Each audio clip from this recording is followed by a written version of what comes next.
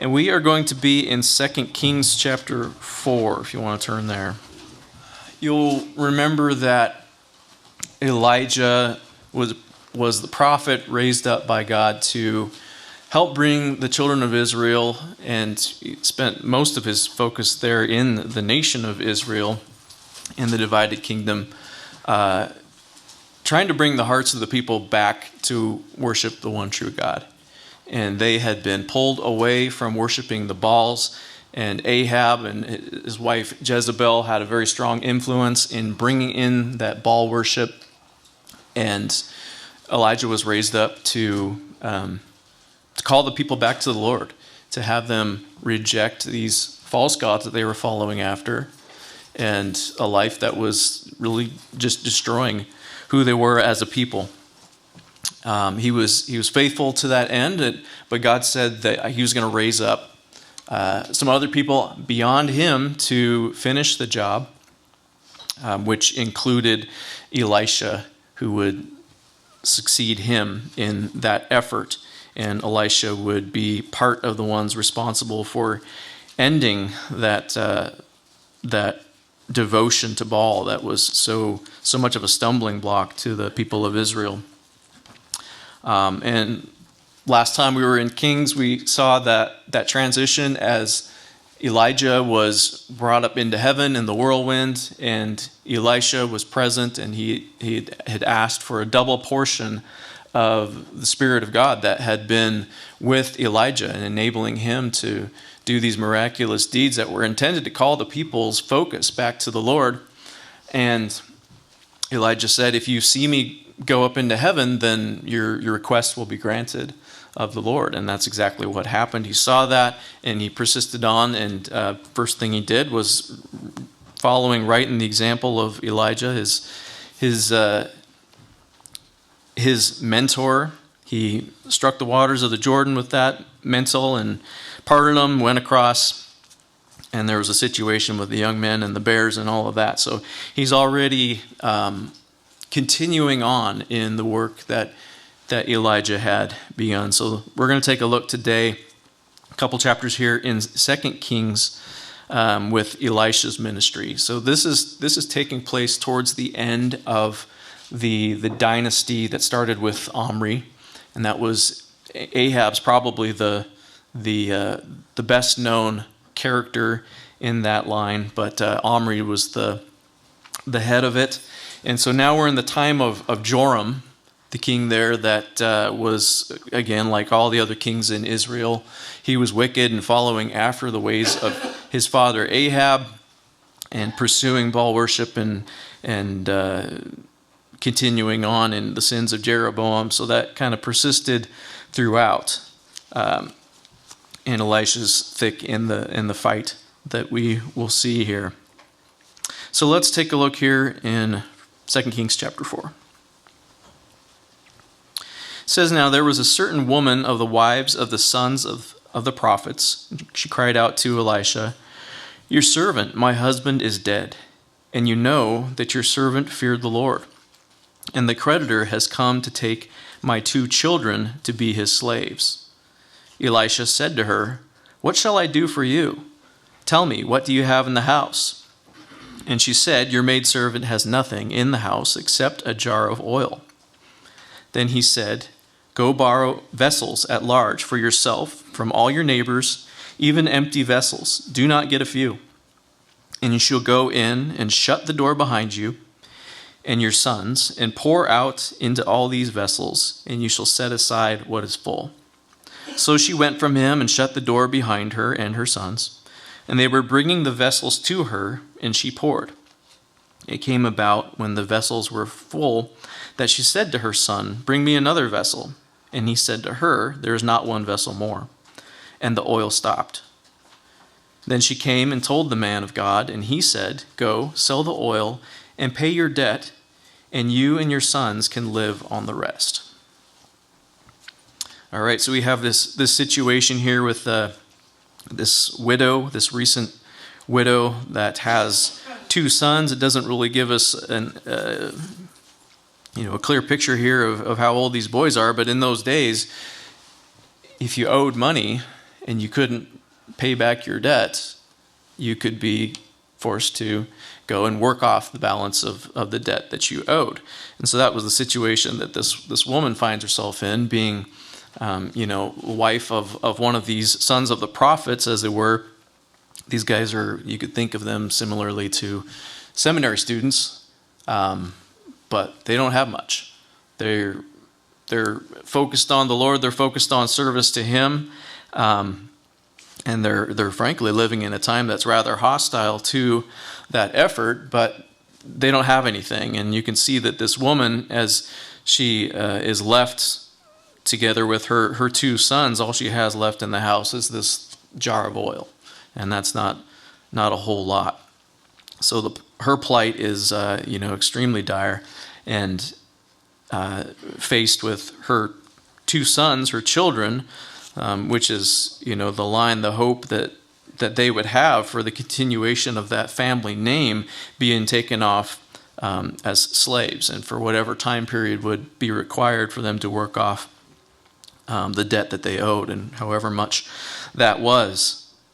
So she's in a really bad situation. We see that Elisha entering into the scene here and showing compassion. It says in James there that true religion in the sight of the Lord is caring for orphans and widows in their distress, and that's exactly what you see Elisha doing here. He is seeing to the needs, and of course this is the wife of a man who had been faithful in his service, and somebody that apparently Elisha would have been familiar with, as she said, that my husband feared the Lord.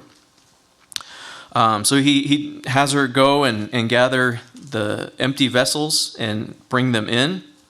Now he does give her an indication of what the plan is, what she's going to do. She's to go in with her sons and start pouring that oil and keep pouring and set aside what is full.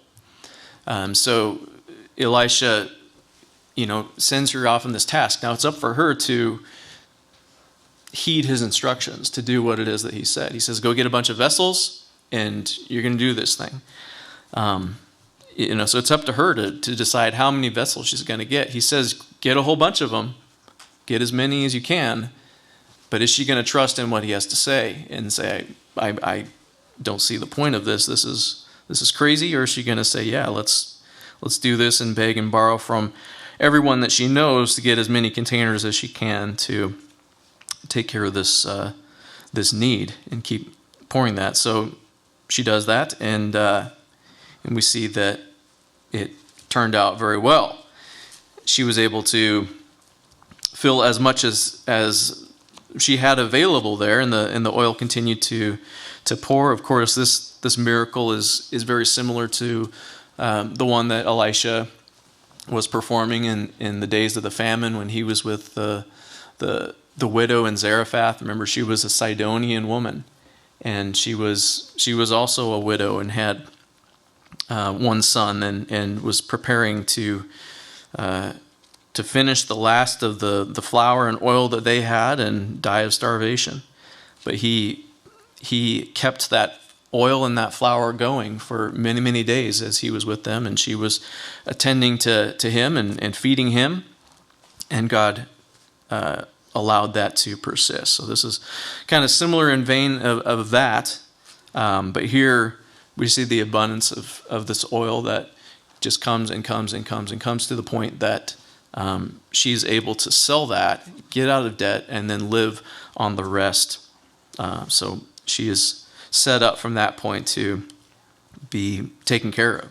So this must have been a pretty good amount of oil that she was able to collect from this miracle that God performed.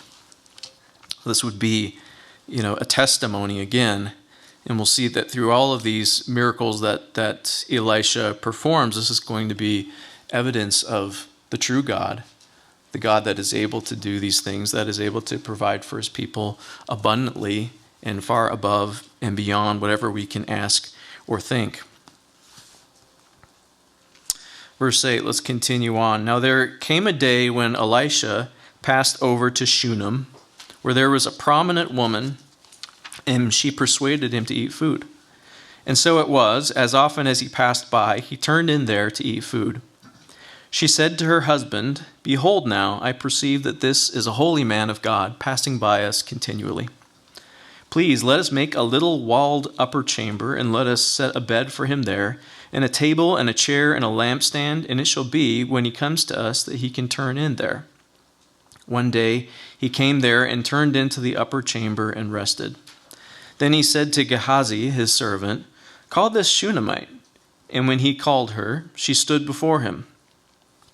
He said to him, "Say now to her, Behold, you have been careful for us with all this care. What can I do for you? Would you be spoken for to the king or to the captain of the army?" And she answered, "I live among my own people." So he said, "What then is to be done for her?" And Gehazi answered, "Truly she has no son, and her husband is old." He said, "Call her." And when he had called her, she stood in the doorway. Then he said, "At this season next year you shall embrace a son." And she said, "No, my lord, O man of God, do not lie to your maidservant." The woman conceived and bore a son at that season the next year, as Elisha has said to her. All right, so here we have this woman who has taken notice of Elisha as he's walking through the land and going back and forth, and she invites him in, shows hospitality, gives him some food to eat, and she has this idea that they may as well set aside a little place for him that he can come and rest and stay as he's journeying through, and have whatever he needs taken care of there. So they build this little addition onto their house, and most likely this would have been continuing on the roof there. Just a little separate chamber for him, and apparently Gehazi, his servant, is staying with him together. And so this is a great blessing.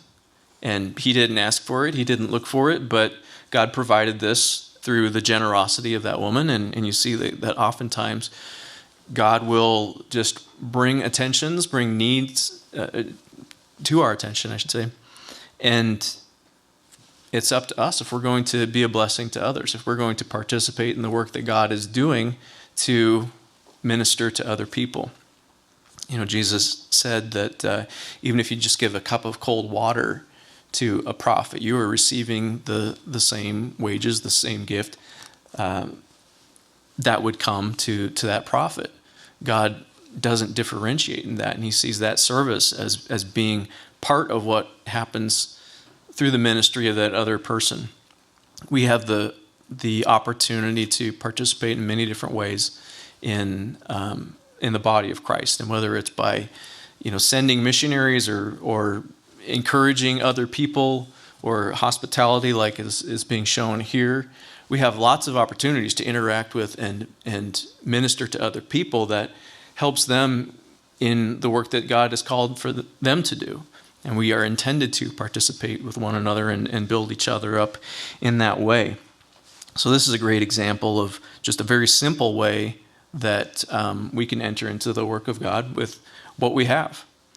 And so this woman and her husband, they set this aside, and Elisha wants to bless her in some way, return the blessing that she has shown to him. So he calls her in.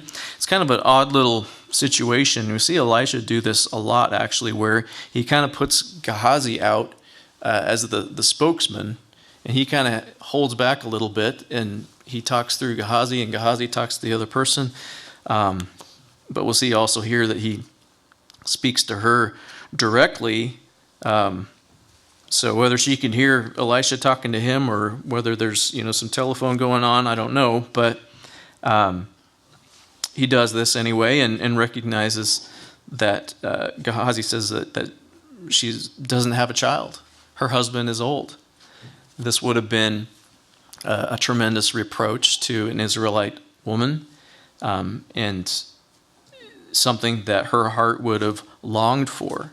And they ask her, "What would you like?" And she doesn't have anything. She lives a simple life.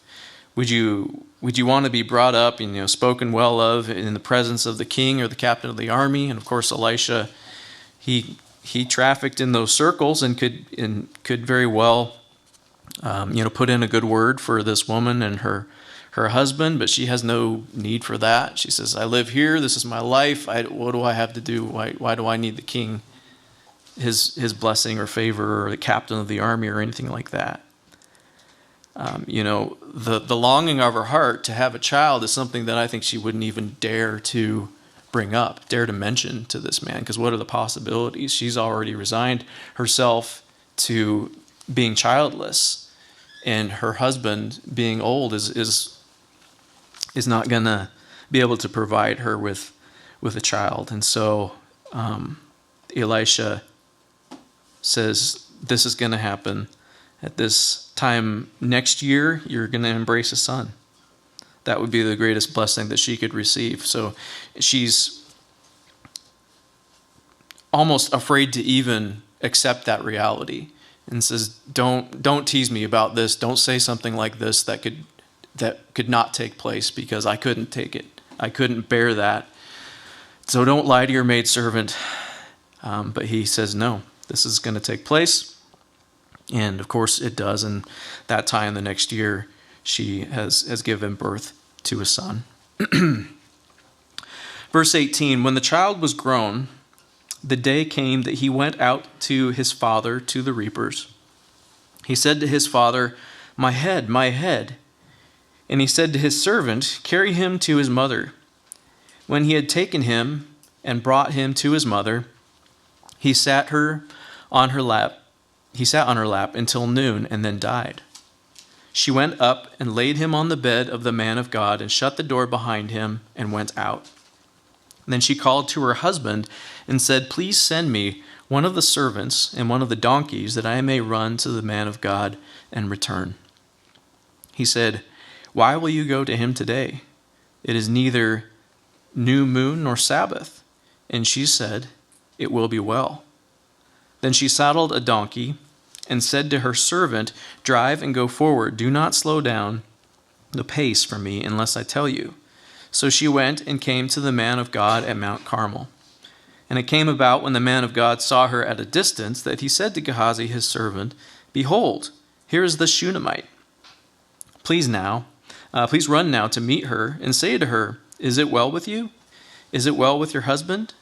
Is it well with the child? And she answered, it is well. When she came to the man of God to the hill, she caught hold of his feet, and Gehazi came near to push her away. But the man of God said, let her alone, for her soul is troubled within her, and the Lord has hidden it from me, and has not told me. Then she said, did I ask for a son, my Lord? Did I not say, do not deceive me? Then he said to Gehazi, gird up your loins and take my staff in your hand and go your way.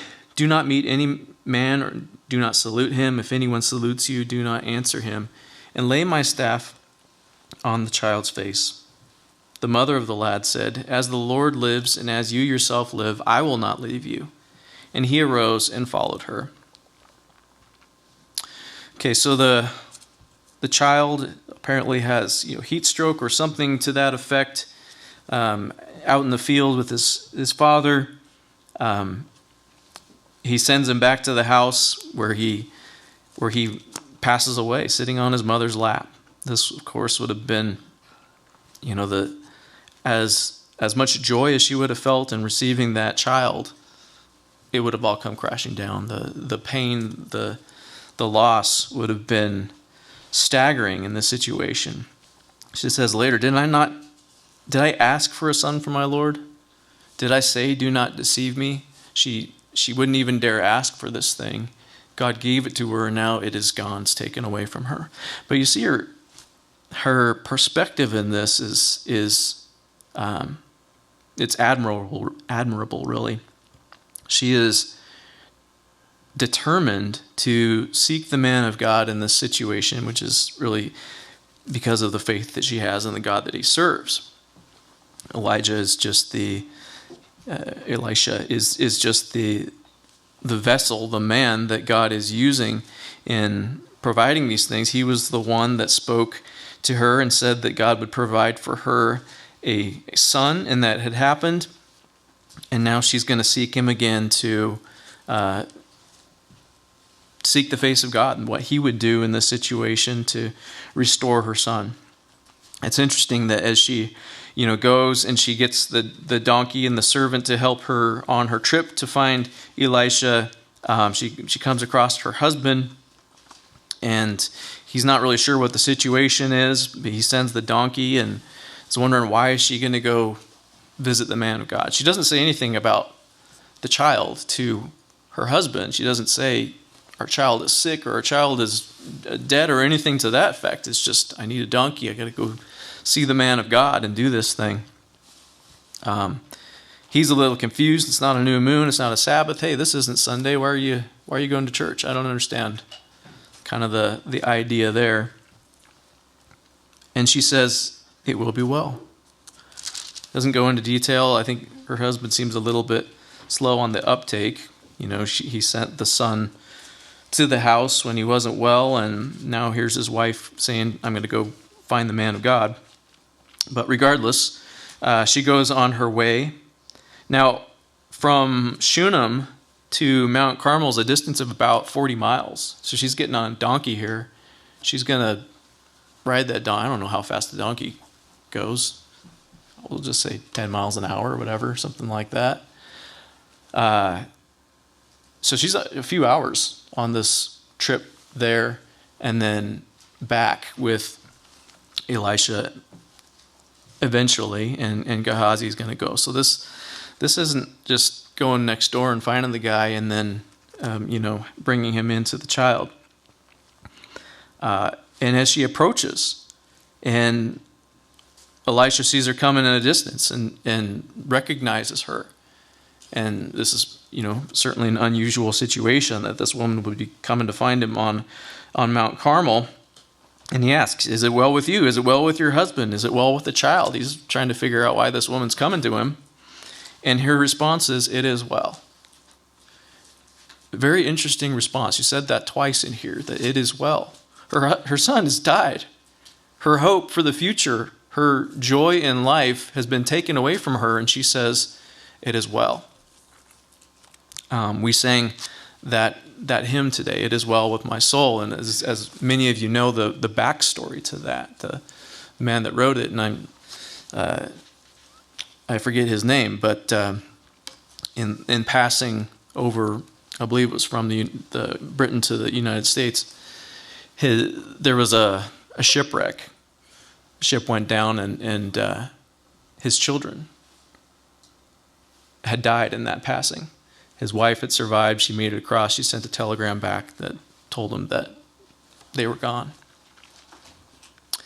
He makes the same crossing, and at that point along the way where his children died, he composes that song, It Is Well With My Soul.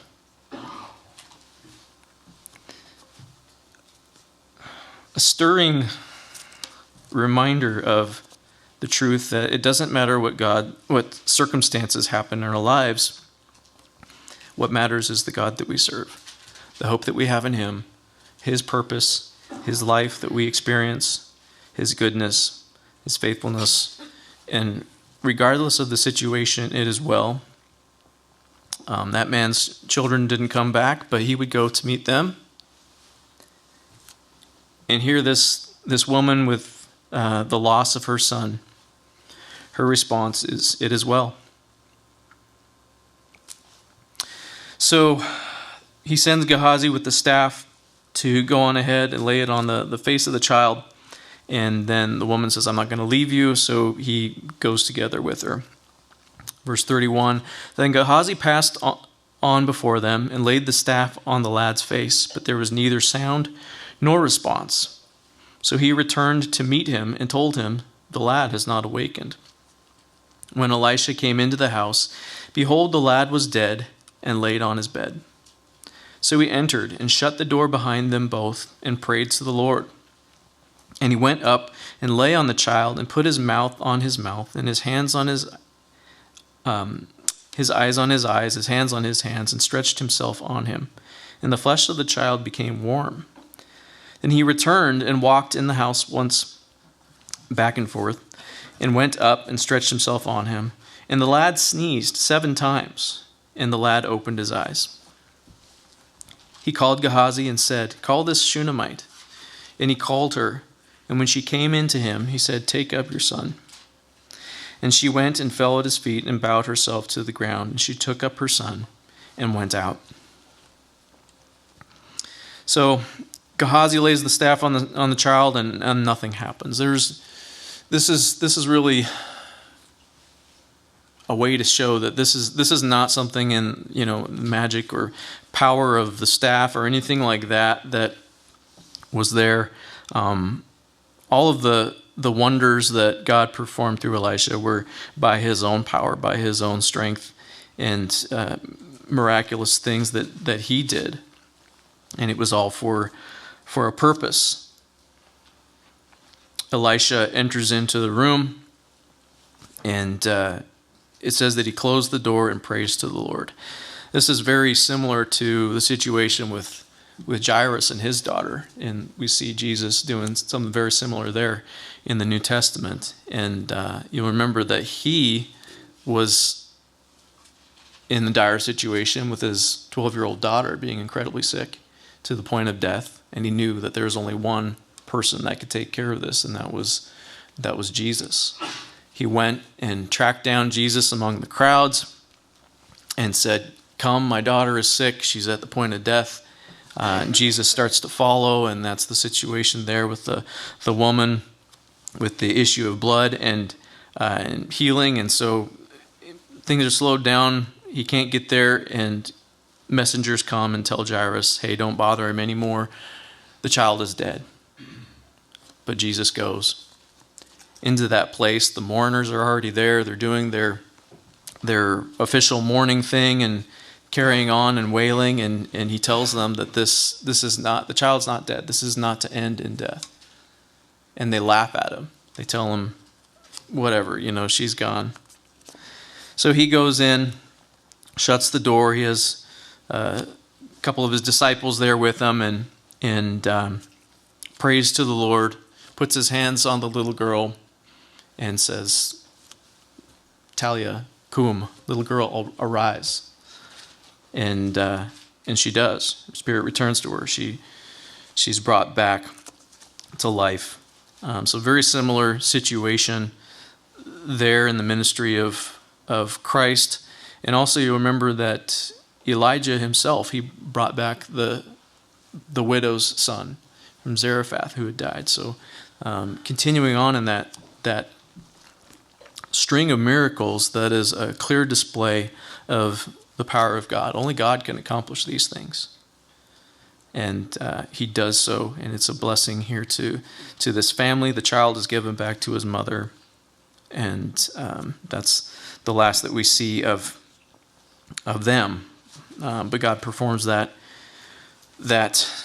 wonder, which would have certainly spread word about the living God of Israel that could perform these things. Let's keep going. Verse 38. When Elisha returned to Gilgal, there was a famine in the land. As the sons of the prophets were sitting before him, he said to his servant, "Put on the large pot and boil stew for the sons of the prophets." Then one went out into the field to gather herbs and found a wild vine and gathered from it his lap full of wild gourds and came and sliced them into the pot of stew, for they did not know what they were. So they poured it out for the men to eat, and it came about as they were eating of the stew that they cried out and said, "O man of God, there's death in the pot." And they were unable to eat. But he said, "Now bring meal." He threw it into the pot and said, "Pour it for the people that they may eat." And there was no harm in the pot. Now a man came from Baal Shalishah and brought the man of God bread of the first fruits, 20 loaves of barley and fresh ears of grain in his sack. And he said, "Give them to the people that they may eat." His attendant said, "What shall I set before 100 men?" And he said, "Give them to the people that they may eat, for thus says the Lord, they shall eat and have some left over." So he set it before him, and they ate and had some left over according to the word of the Lord. Okay, so we have this time of famine here, and these sons of the prophets go out to make a stew, and they're gathering the wild herbs. They don't know what they've come across there. It's very, very clearly a bunch of guys that are going out making this meal. They have no idea what they're doing, and they end up making something that is either poisonous and dangerous or just inedible, completely inedible. Difficult to say there. My guess is people were probably starting to get sick. They weren't able to eat this. And I'm also assuming here this is a time of famine, so what meager resources they did have were probably being going to go to waste in this big old pot of stew that was intended to feed quite a few people, hundreds most likely. And these wild gourds that they found ruined the whole thing. So Elisha, just simple instructions: get some meal, some flour, threw it in the pot. There, taken care of. There was no harm in the pot, and the people were able to eat. Similar situation during the famine. A man came and brought his first fruits, 20 loaves of barley and fresh ears of grain. So he brings an offering. This is a blessing, but it's not enough food to feed 100 men.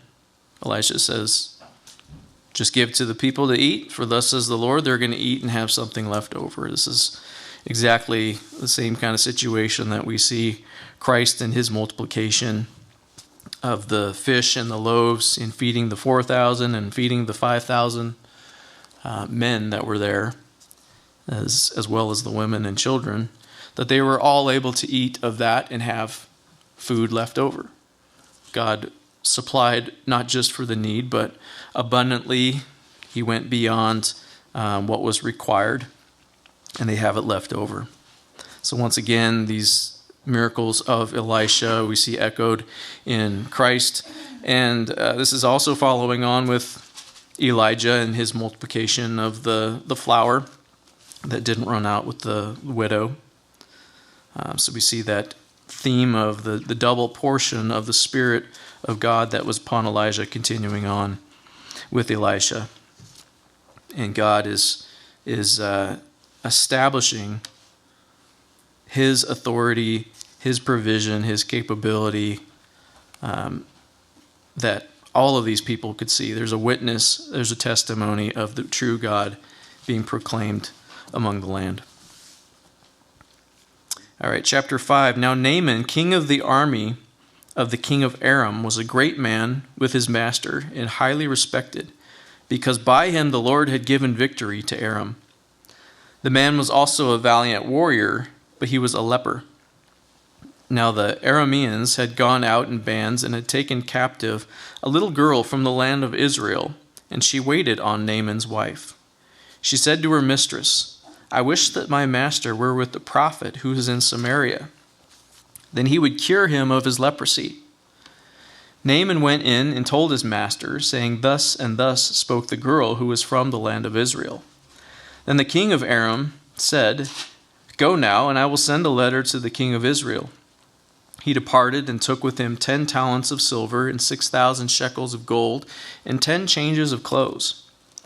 He brought the letter to the king of Israel, saying, And now, as this letter comes to you, behold, I have sent Naaman my servant to you, that you may cure him of his leprosy.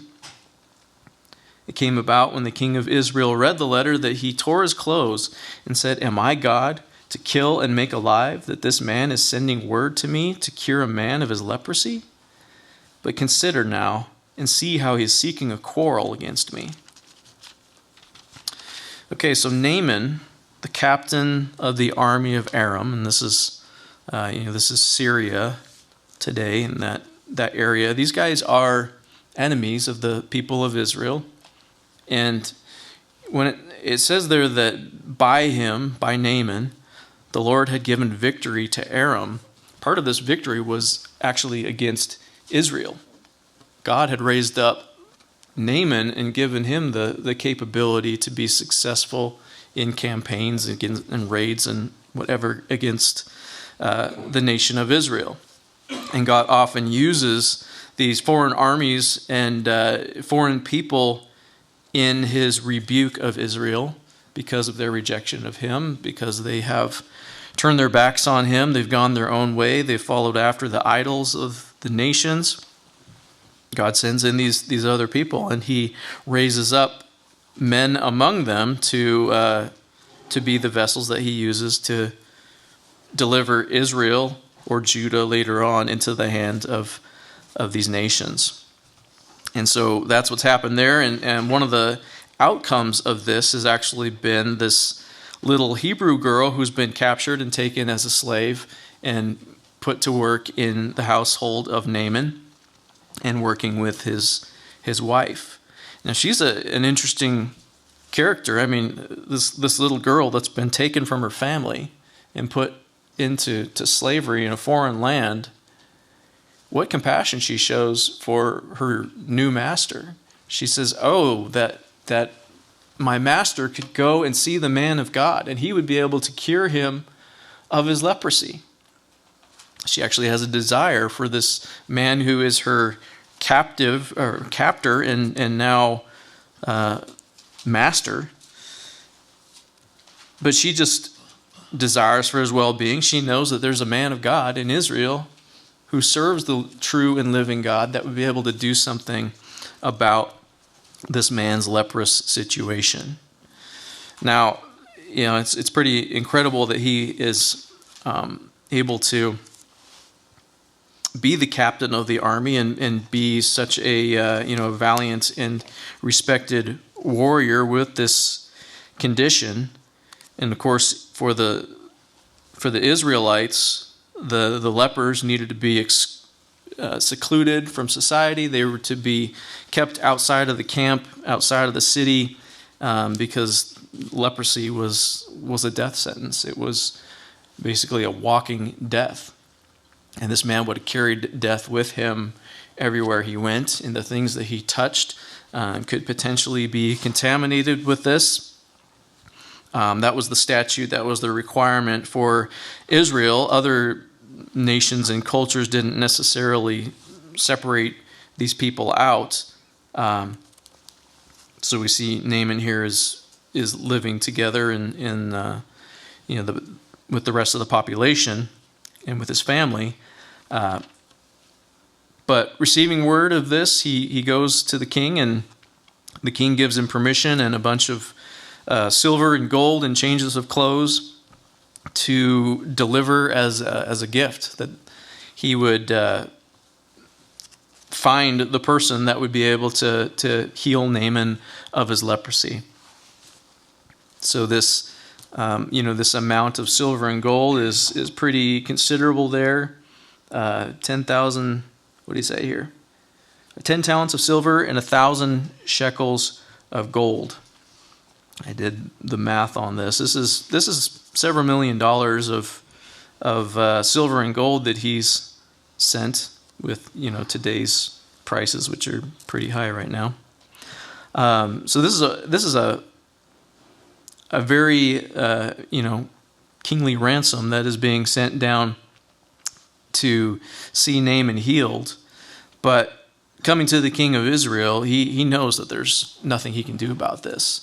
So he's put in a situation where he's got the expectation of healing this guy with no means of accomplishing it. So he's kind of freaked out about the situation, tears his clothes, and this is a bad situation that it puts him in, because he is powerless to do anything about this. He says, "Am I God to kill and make alive that this man is sending word to me to cure a man of his leprosy?" This just doesn't happen. This is unheard of, that someone is cured of leprosy. That didn't take place. So he sees it as a setup that in failing to cure Naaman of his leprosy, he's going to go back to the king. The king will be able to use this as cause to go to war with Israel openly. So he's very upset about this. It happened when Elisha, the man of God, heard that the king of Israel had torn his clothes, that he sent word to the king, saying, "Why have you torn your clothes? Now let him come to me, and he shall know that there is a prophet in Israel." Based on human effort, human capability, there was nothing that could be done. But Elisha knows that this is God's business, and there's a prophet that serves the living God in Israel. So look to him, the Lord that can do this. So Naaman came with his horses and his chariots and stood at the doorway of the house of Elisha. Elisha sent a messenger to him, saying, "Go and wash in the Jordan 7 times, and your flesh shall be restored to you, and you shall be clean." But Naaman was furious and went away and said, "Behold, I thought, he will surely come out to me and stand and call on the name of the Lord his God and wave his hand over the place and cure the leper. Are not Abna and Pharpar, the rivers of Damascus, better than all the waters of Israel? Could I not wash in them and be clean?" So he turned and went away in a rage. Now, being the captain of the nation of Aram and being a prosperous and victorious leader, he's definitely up there. And so for Naaman to come down and visit this little house, I picture a little hermit shack kind of thing, and he comes to this little place and he's not even greeted by the prophet himself. He just sends out a messenger who gives him this ridiculous instruction to go dip himself into the Jordan 7 times and be cleaned. So he's definitely incensed about this. This has been a real blow to his pride. He won't even be seen by the guy himself, and he gives him this menial task to do, to go dip himself in the muddy waters of the Jordan River. He's a man of war. He's a man of action. And of course, coming from Damascus, he's thinking about the superior streams and rivers that they have there, and those are better than anything that Israel had to offer. So he's pretty upset about the situation, and is not thinking very highly of Elisha at this time. Then his servants came near and spoke to him and said, "My father, had the prophet told you to do some great thing, would you not have done it? How much more then when he says to you, 'Wash and be clean'?" So he went down and dipped himself 7 times in the Jordan, according to the word of the man of God, and his flesh was restored like the flesh of a little child, and he was clean. When he returned to the man of God with all his company and said to him, and came and stood before him, he said, "Behold, now I know that there is no God in all the earth but in Israel. So please take a present from your servant now." But he said, "As the Lord lives, before whom I stand, I will take nothing." And he urged him to take it, but he refused. Naaman said, "If not, please let your servant be at least given 2 mules' loads of earth. For your servant will no more offer burnt offering, nor will he sacrifice to other gods, but to the Lord. In this matter, may the Lord pardon your servant.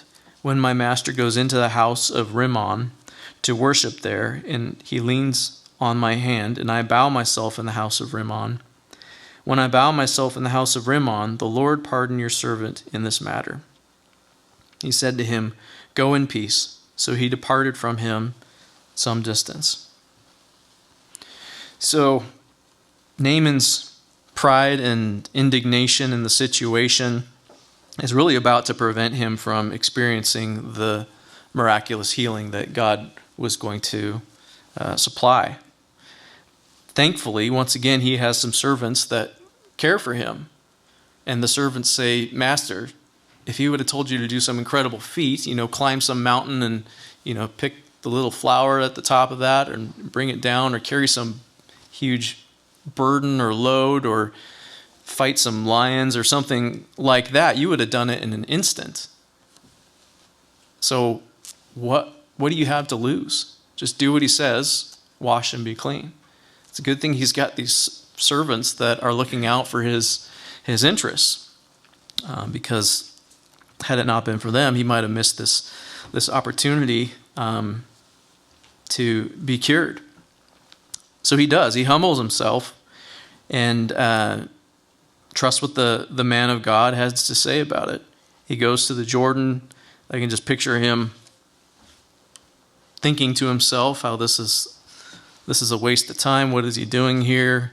Dipping down into the water, going up, going down 7 times, counting off to himself, 1, 2, 3, until he comes up and he's completely healed upon that seventh time, just like the man of God said would happen. Immediately he comes to the recognition that this is the work of God. Nothing else could have accomplished this. And the God that is in Israel, the God that Elisha serves, is the one true God. And all of these other ones were completely powerless to do it. I'm sure that he went to that idol in the house of Rimmon many times, bringing offerings, being sacrifices, the king on his behalf, trying to deal with this leprosy, this death sentence that he carried around with him in the flesh. But now, because of the power of the true and living God, and because Naaman was willing to humble himself to the point to listen and do the things that Elisha told him to do, he's experienced this healing, and it has completely changed his perspective on everything. He now recognizes God as the one true God, and he's devoted to serving only him. And so he asked for this ability to take back some earth, some land, dirt from Israel there, and the idea, being that the land was connected to the God that was over that place.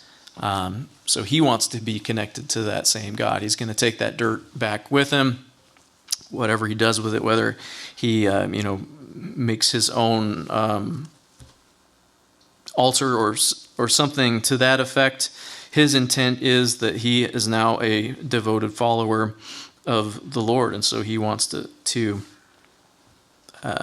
only serve him, but he recognizes that he's got these duties, these responsibilities with the king. As the king goes and worships Rimmon in their temple there, he's going to have to go with him. He's going to have to be in that place. To his own mind, he's not going to be worshiping Rimmon anymore. And his bowing the knee there is going to mean nothing in that respect. So he asked for pardon in that situation. May God forgive him as he goes in that place, but his intent is to serve the Lord. And Elisha dismisses him, tells him to go in peace. Gehazi thinks the situation needs to be adjusted a bit. Verse 20, but Gehazi, the servant of Elisha, the man of God, thought, behold, my master has spared this Naaman, the Aramean, by not receiving from his hands what he brought. As the Lord lives, I will run after him and take something from him. So Gehazi pursued Naaman. When Naaman saw one running after him, he came down from his chariot to meet him and said, is all well? And he said, all is well. My master has sent me, saying, behold, just now 2 young men of the sons of the prophets have come to me from the hill country of Ephraim. Please give them a talent of silver and 2 changes of clothes. Naaman said, be pleased to take 2 talents. And he urged him and bound 2 talents of silver in 2 bags with 2 changes of clothes, and gave him 2 of his servants, and they carried them before him. When he came to the hill, he took them from their hand and deposited them in the house, and he sent the men away, and they departed. But he went in and stood before his master. And Elisha said to him, where have you been, Gehazi? And he said, your servant went nowhere. Then he said to him, Did not my heart go with you when this man turned from his chariot to meet you? Is it a time to receive money and to receive clothes and olive groves and vineyards and sheep and oxen and male and female servants? Therefore the leprosy of Naaman shall cling to you and to your descendants forever. So he went out from his presence, a leper, as white as snow. Gehazi, looking at the situation, and remember, this is the enemy of Israel. This is the Aramean captain. He's the guy that's been fighting against them, that's been plundering them and taking from them. Now he's been restored. He's going to be even more of a threat, potentially. Now that he's well, and he's brought all these riches and treasure with him. Are we not even going to plunder these guys a little bit that have been plundering us and take something back of what we had coming? So he's, of course, greedy in this situation and wants to get something out of this. So he goes after him. He lies to Naaman. Naaman is more than willing to give him what he's asked for and even more. He asked for 1 talent of silver. He gives him 2. And I'm sure he would have given him more if he had asked. But Gehazi does this. He takes it back to the house and stashes it there and then goes on to Elisha as if nothing had happened. God reveals to Elisha what was happening this whole time and asks him about it. Where have you been, Gehazi? And he said, your servant went nowhere. So he lies straight to Elisha's face. I didn't go anywhere. So Elisha deals with it very directly. Didn't my heart go with you? I was with you. I saw the whole thing take place. God gave him the understanding. God gave him the wisdom to see this. And it must have really broken Elisha's heart to see Gehazi do that, to act in such a way that brought shame to Gehazi and really brought a bad name to the Lord in this situation. Elisha doesn't receive the riches from Naaman because he doesn't want the situation to be detached from the power of God that did that. Number one, he's just the vessel. He's just the person through whom God is accomplishing these miracles. But he doesn't want for anyone to say that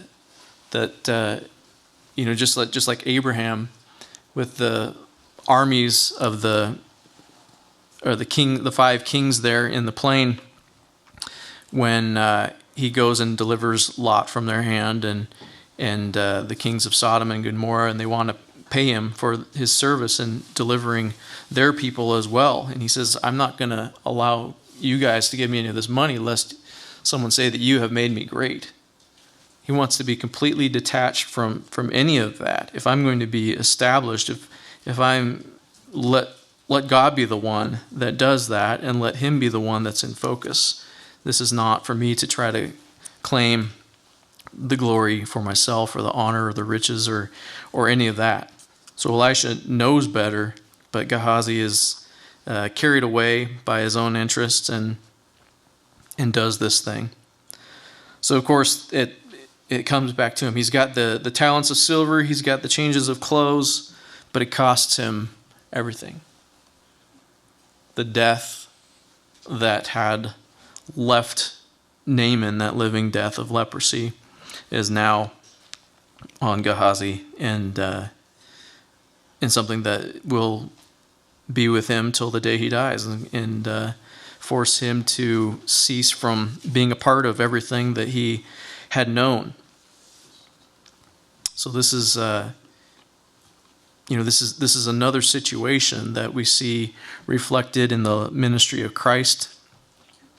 And of course we know that he healed lepers in the land, and in some of them were Gentiles and some of them were Israelites. But those lepers that he healed, remember, this was something that just did not happen.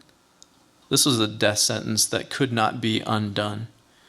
Christ revealed his authority, his divinity, his connection to his heavenly Father through the demonstration of this. And he even referred back to this instance in talking about the days of Elisha, that there was not a single one of the children of Israel that were healed of leprosy. There were many lepers in those days, but he says it was this guy, a Gentile, that God chose to bless and restore and give him his life. It's interesting, the kind of theme here in this chapter that we have the servants of Naaman, first the little girl, and then his servants that came with him that were instrumental in bringing him to the point where he would receive not just the physical blessing of the healing, but a personal relationship and following after the one and true God. And then we've got the servant of Elisha, who knows all of these things, who is participating in the work that God is doing, but he sees this shiny thing over here. He sees this opportunity to take care of himself, and he can't help it. He goes after that and receives the penalty of it, which is death. So this Gentile man finds life and finds good things, but Gehazi trades that in for the riches of the world, and so receives that sentence upon him. All of these things would have spread far and wide as Naaman, of course, who was very well known. The account of his healing, he would have carried back with him to Aram. The king there would have recognized that there's a true God down there in Israel. The people that served him, and that of course have seen this miracle, they can testify to the strength, to the power, to the healing ability of the God of Israel. And that is made very evident. And Elisha is faithful to do these things, and in many ways is acting in ways that would reflect the ministry of Christ down the road. And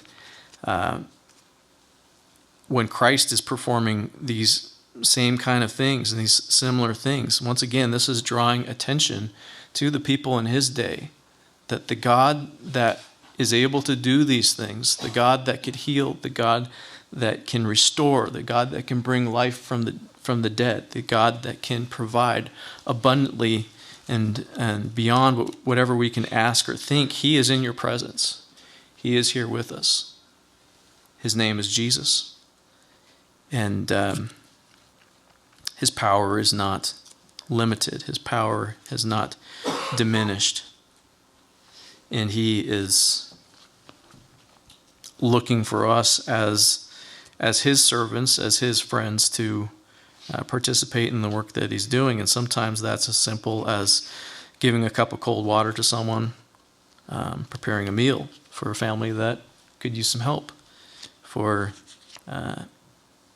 supporting a ministry, for praying for a fellow worker in the ministry that we're involved with John, in the details of his intent to travel, and may God do with that what he wills. But we have lots of opportunities to enter into the work of Christ that he's accomplishing all around us. And a lot of times it's just in the simple details of going about our day in a way that is oriented towards him. All right, let's pray. Father, I thank you so much for your word and the demonstration of your power.